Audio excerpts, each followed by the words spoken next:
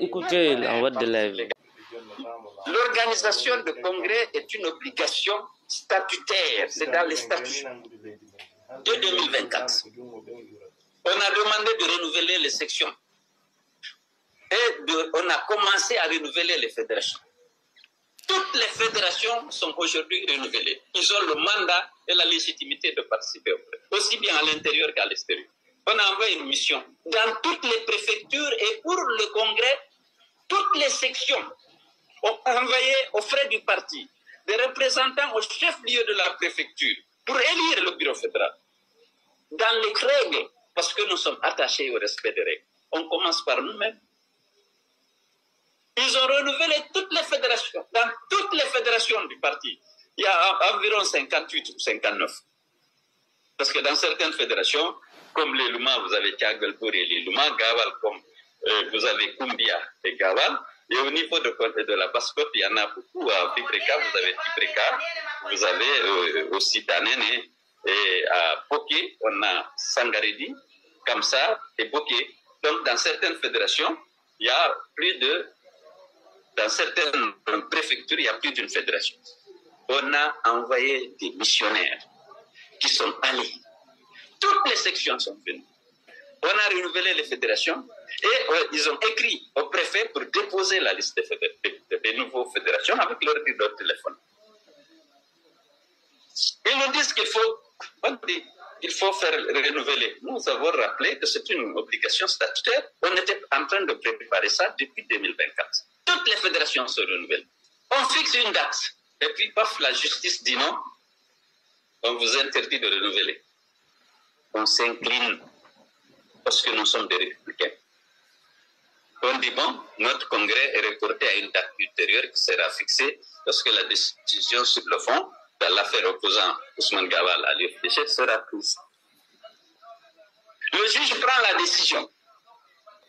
et nous autorise à faire notre congrès. Nous lançons, nous convoquons encore le congrès pour le 6 juillet. Et les gens doivent venir. Et puis on attend. Lorsque les gens ont acheté leurs billets, fait les réservations, parce que nous avons plus de la moitié, presque la moitié des fédérations à l'extérieur. Lorsqu'ils ont fait les réservations, acheter les billets souvent par Internet, c'est pas remboursable. On nous reçoit hier la lettre du MATD pour nous dire qu'il faut suspendre notre congrès. Parce que des réformateurs qui n'ont aucune existence légale. Peut-être qu'il leur a accordé un agrément de mouvement politique, de parti politique, d'ONG ou de syndicat, je ne sais pas. Mais sur cette base, on décide qu'il faut suspendre le congrès. Alors que les congressistes sont déjà prêts. Non, je veux juste vous attirer votre attention sur le devoir de résistance. Parce que ces gens-là, ils s'en fichent de la loi, ils s'en fichent de la vérité. Ils veulent tuer l'UFDG et détruire tout avenir politique à votre président. Pourquoi? Alors, on posait les questions. Pourquoi la question? Pourquoi nous? Chacun a une réponse. Il y a des réponses dont il n'est pas décent d'évoquer. Mais vous le savez, 2010, c'est la même chose. Les langues se sont déliées après. On a gagné les élections, ils avaient dit non, tout sauf un peu. Mais qu'est-ce qu'il y a? Alors, pourquoi ça? Aujourd'hui, ça se dit, personne ne peut assumer ça, même en parler. Lorsque tu en parles, oh, ils aiment se victimiser, il est tribaliste. Il faut qu'on se pose la question, pourquoi tant de haine? Pourquoi priver un citoyen de se faire arroler? Pourquoi lui attribuer des infractions qu'il n'a pas commises? Pourquoi l'exclure de sa maison et la détruire? Parce que nous avons un parti fort. Un parti, on a recueilli.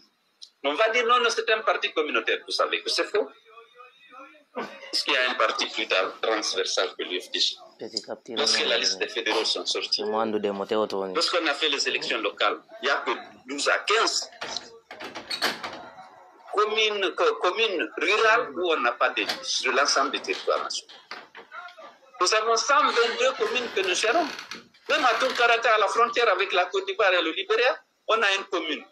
S'il n'y a pas eu la fraude, on aurait pris Gekedou, Nassanta et Zérekoré. Mais on n'a pu sauver que Zérekoré. Bien sûr, Gekedou et Zérekoré par alliance avec les autres partis de l'opposition.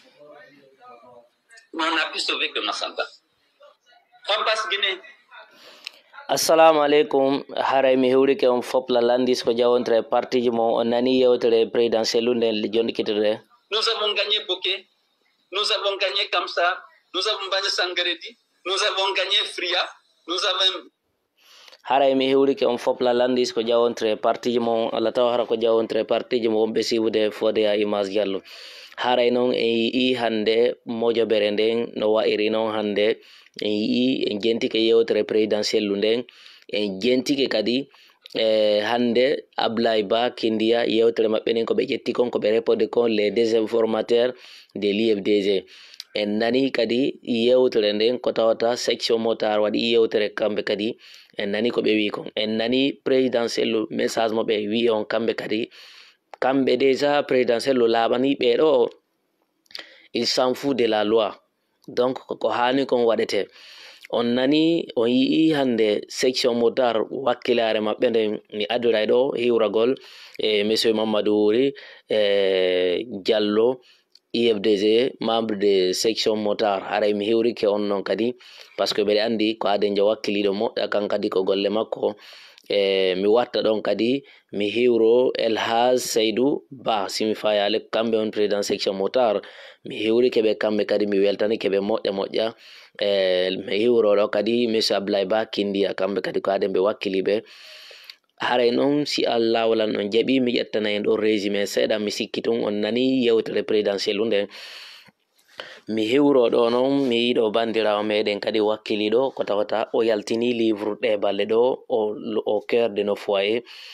bandirawo meden wakkili do modda mede tori non kadi yo jama o yaw kadi ka page mako kadi no wowiri non abono kadi partage e soda livre ji mabbe din ko adi livre ji mabbe din ko important en fop mede den andi no wodi hande dewleji di no sakade ka meden ko tawata ko angal faamu on kangal pinangal harana teware mais aray ko angal ko puri kon ko angal faamu parce que si on tigri fama aray ko problème aray mi hewri kema bandirawo jam Madinatu depuis Côte d'Ivoire da weltana moƴƴa kadi golle maɗe no welam mi ha mi andama ha hande en yidale en fondale en joɗodaki kono ida weliram mi fi Allah en laɗo parce que ko aden jo dimo ko aden jo wakkiliɗo mi hima tun fima wellan ado e wondude mojo bere wotere ka comité de communication yo Allah waɗu barke non kadi e boboɓe maɓen renama dandama sago aybe maɓen hokkama duuɓi e cellal ko dewgal ma gajja Madinatu haray non mi yiɗo kadi Mamadou Baylo So mi hewrike ma grand ça va mi yiɗo kadi monsieur Lamine longue vie à vous inchallah merci beaucoup à toi aussi grand en fop ko en goto yo Allah jaabin duwaji ɗi mi torike on sakitane en yewtereji meɗen anden en fop meɗen jippiro ngon ɓeɗo ɓe lanni lahude ɓe lanni ɓittade ɓe lanni sonjade ɓe lanni hande kadi ko innete kon ɓe lanni trompade ɓe ala hande kadi ko innete kon ɓe ala ko fewjana ɓe ala hande kadi konto ɓe woni yarde donc haray mi yiɗo kadi balde te bori force à toi merci frère aray ko ɗum mi wawata innude jama yaw bandirawo meɗen on bontirɗo Côte d'Ivoire on contacté numéro ji makko ɗen ka WhatsApp o wawa commandade livre ni kala ko wontiro e nder aduna haysi ko Amérique wonno o wawa hendade livre mon on kala faalaɗo haysi ko honto e aduna o wonno o wawa hendade livre ji mon ni mbeɗe tori noon toujours mi fillito ko mi wowli kon e hajja Madinatu ko aden ɓe wakkili ɓe mi yi'uɓe conseil ji maɓɓe ɗin ado mi andude ɓe ko waɗi mi jentatono ɓe bandiraɓe ɓen fof ka réseau sociaux ɓe mi yiyata ɓen fof no weltina ɓernde jama on kamɓe o mi ƴetta ɓe ko ɓe aden ɓe ɓuray ɓe lam e welde dans les 5 premiers mi innaɓe ko ɓe aranɓe ɓen e an ɓuray ɓe lam e welude komi woni kon noon wolude nafimeɗe e live nafimeɗe ɗumanna nafi mi yiƴimo ɗo hari noon mi wolino e live ji an ɗiya mi inni o jama on yaw abono jama on yaw soda livre ji ɗin ko waɗi livre ji ɗin ɗi woni livre ji ɗin ɗi woni trop sa jangi livre ji ɗin a fama e moƴƴa vous dites qu'ils sont affaiblis mais je crois que nous ne devons pas le négliger. Oui, c'est vrai, ils sont dangereux ces gens-là franchement parce que gela mi fuɗɗi jantade mo mi ala yide mi ƴetta ɗo pose mi yewta fiya jama dina to parce que ko ma mi yewta jama moƴƴa mi ɓangina ɗaɓe na fi ɗon andi mo min kadi mi wonay seeditotoɗo anduɗo bon parce que gila mi andi mo ka réseau sociaux ko ɗon mi atimo yide ko ɗon mi atimo teddinde kadi ko mi yimo ɗon kadi o welilan mi andi parce que ko aden jo laaɓuɗo ɓernde mi yirali mo kadi yennugol andi goɗɗo si yennayi haray mo metti gentade ko moƴƴi o donc haray ko ɗum mi wawata yide yo Allah reynu mo kan kadi o wakkili moƴƴa no gasa en yiwi ɗo livre wil kadi fi enen worɓe ɓen surtout enen célibataire on inde men fu no ka nder livre ton John Barki Diallo salut ça va mi hewrike on ɗo haray noon sakitane live meɗen on hande mi aray ɗo jonnugol en détail ji seeɗaji ko tawta en ɓendinayi hakkil iɗon andi komi waɗata kon fo mi yeta to jama on fiyoɓe andu ko ɓe woni kon e muɗum fiwata ɓe trompe fiwata ɓe hukka e tromperie fiwata ɓe jangwata ɓe jooɗo ɓe inna jakasi mi anduno Souleymana Diallo bonsoir depuis Danemark ça va que Dieu nous aide Alphadio Amina bonsoir Alassane ça va courage frère que Dieu te donne la force Mamadou Diallo merci grand en faut ko en goto ko jippiro ɗo ni torike on noon sakitane en live meɗen on andon woɓɓe kadi ariɗo landi kalam fi tola salut grand frère ça va Mamadou Diallo woɓɓe ari landi kalan ɗo fi tola mi ƴetta ɗo résumé seeɗa fi tola ko tawta en yewta fi makko parce que on waɗi lande woɓɓe mi yii woɓɓe waɗuɓe publicité ji identifie lan landilan fi tola konno fi tola parce que tola hari yewtano fima ka live ji maɗa mi yuro keɗo yaya o hari tola yewtano fi an ka live ji makko o ɓangineno moƴƴa parce que ɗon andi mi partage ay tola moƴƴa mi partage ay mo renseigné suka wakkiliɗo adenjo marɗo kadi teddungal CNRD nayon sikku tola ɓayo deƴƴi haray mo wontide maɓɓe ma hara mo ko probléme en anda en fop meɗen ko honnun tola nganto honno mi ari mais mi yaalimo mo connecti kono si mi yii si a noddi haray no wawi so tawi hara on tigi no décroche ude tola résumé sakkitorum ɗo min wayri humpodire min tigui ɓay mi wayrimo mi noddimo lo laaɓiji tati ha nayyi mi wawali hendade nouvelle makko few tigi tigui mi anda nouvelle tola fes mi anda nouvelle tola fes no accitirɗon mo noon yiide ka réseau min kadi ko noon mi accitir ko noon mi wayrimo yiide ko noon mi wayrimo yiide mi noddi ndarugo siko onno probléme ɓe mari ko noon mi wawali fes humpodirde hare noon mi torike on ƴette saayi seeɗa gentoɗon lam mi yewtankomo noon kon yewtude ɗo andon noon CNRD lanni lahude CNRD ɓe ala mbuuɗi few CNRD ɓe lanni ko inete kon panikade panique molanaɗo ɓe lanni yanude ɓay tun o yii mapunde maɓɓe nden ɓe yaltinde ko mettata ɓe kon ɓe wowlana partiji ɗin ɓe wolana jama on ɓe wolana heccuɓe ɓe ɓen ka politique ala probléme ɗo andi ko ɓuri bonde e gaño komo weeɓitake maɗa adenjo weeɓitiɗo e ma mo anduɗa on noon ko gaño ma on noon metta jippirde fe kono aranowoma jalanama yeeso ma jang o hiltoyo bonnanama ko ɓen évite ton ko ɓen wattan ton hiila e muɗum ko ɓen yimɓe ɗon duwa ɗon darde konno seerirton e maɓɓe gentorela noon hakkil ko monon ko yewtere o mi sikkan yi organisation section motard IFDG o hande samedi ka parti en yii ɓornande nden en yii courage maɓɓe en yii darja ko ɓe yaadi e mukon ɗo en yii ton kadi hajji halimatu dalen en yii ablay ba en mais fiyo no on yalto Mamadou Alfabary miɗe landi on nun fiyo no on ala wolude fi makko par ce que ɓe wonɓe ɓen yaade ton fo mi wolirta noon fiyo welo goɗɗo goto ɓuramo yawgol ton goto ɓuramo Mamadou Alfabary waɗi 30 ans ko opposition ɗo depuis 90 maka parti moka opposition depuis tan Alhaji Ba Mamadi moka opposition immoɗe ndaron no ɓanginiron fi makko yewton fi makko andon nayon waɗu sama kala nayon jooɗo tun ndaron o gere ko wonɗe jippire ɗo sayi ɗo wata goto weddito e kon feƴƴude sina ɗum haray moƴƴana en immoɗen ndaren anden ko won kon wadde ka nder leydi meɗen hana maƴinde hay e goto hana ƴenƴinde hay e goto hana hulɓinde hay e goto immoɗen waɗen ko hani kon ka leydi meɗen ɗo yon habborade nen ɗo goto waɗe ko duwa ɗon kon nde ɓe waɗuno ngu o kudeta immi ari ka axe ɓe fattini ko jamalagi non immino ɗon suteni mo ɗon kankan immino labe immino fore immino ka jonnon oɗon kadi duwaɗen ƴettude science meɗen on anden ko waɗeten kon ka leydi meɗen ko hen eɓɓindano programme ji ɗin ɗo eɗi lawade o sahi ɗo ko wonden e muɗum ɗo mamadi aranum ɗum ɓe lanni lahude few laamu maɓɓe ngun koko yanini kala immiɗo ɗonini mi fillito moƴa laamu senirde ngu lanni yande kala immiɗo nini ɗo yehi ɗaɓɓi ton cokko cakkare fiino heɓira ko wowla par ce que ɓe yawɓe ɗo tawti senirde ɓen taw passeport ji maɓɓe ɗin confiscama taw ɓen ɓe wonno hiide ɗon ɓe nangama ɓe voyageata fesande kadi ɓe yaltata few ɓe wowlinayɓe ɗo haalaji ɗin fuu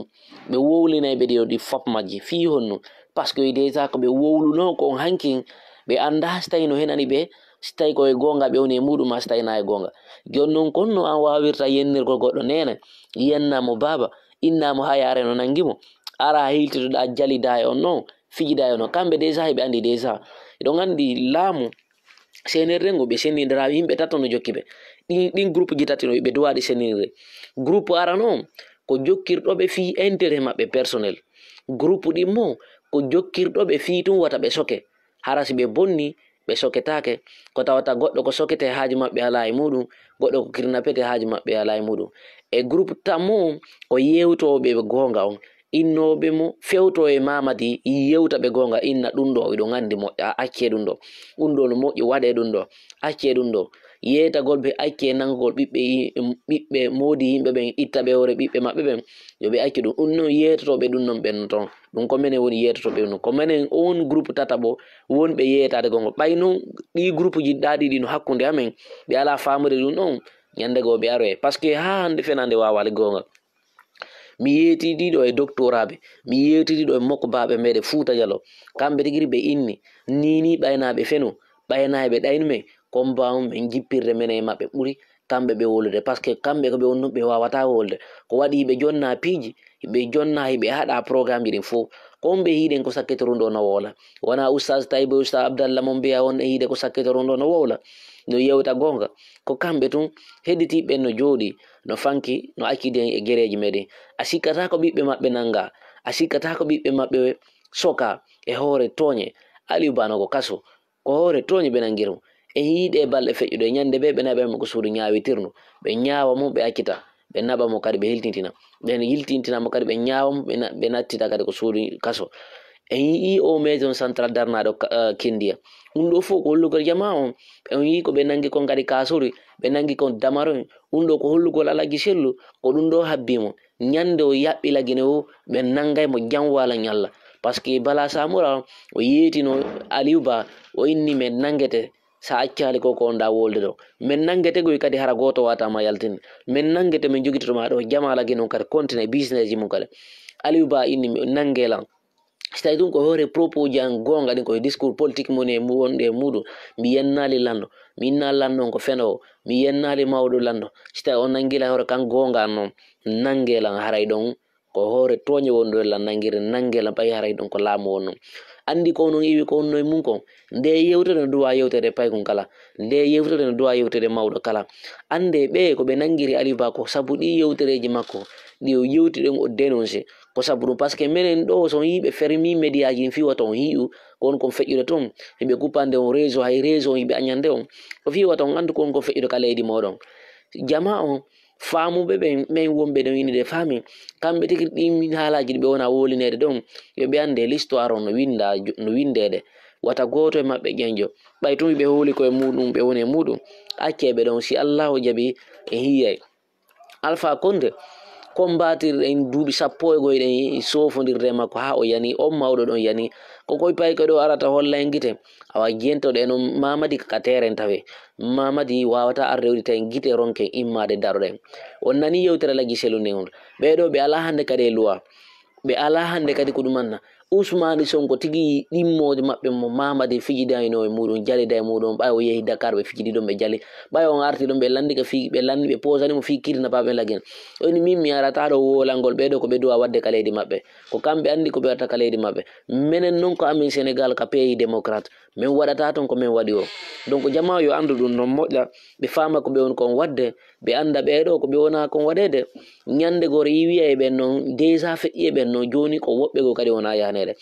mi sikki tun e saaji ɓe inono ɗo ɓe moƴƴino ɗon Mojabere ɓenni Fuuta fof ko tifi Mamadi Doumbouya nden Mojabere délégation atanoɗo immede na Dalaba o atino yawde ɓe immi Dalaba ɓe ari laɓe on ministre de la sécurité ko tawata on ministre de la sécurité no habbi ɓiɗɗo maɓɓe o ara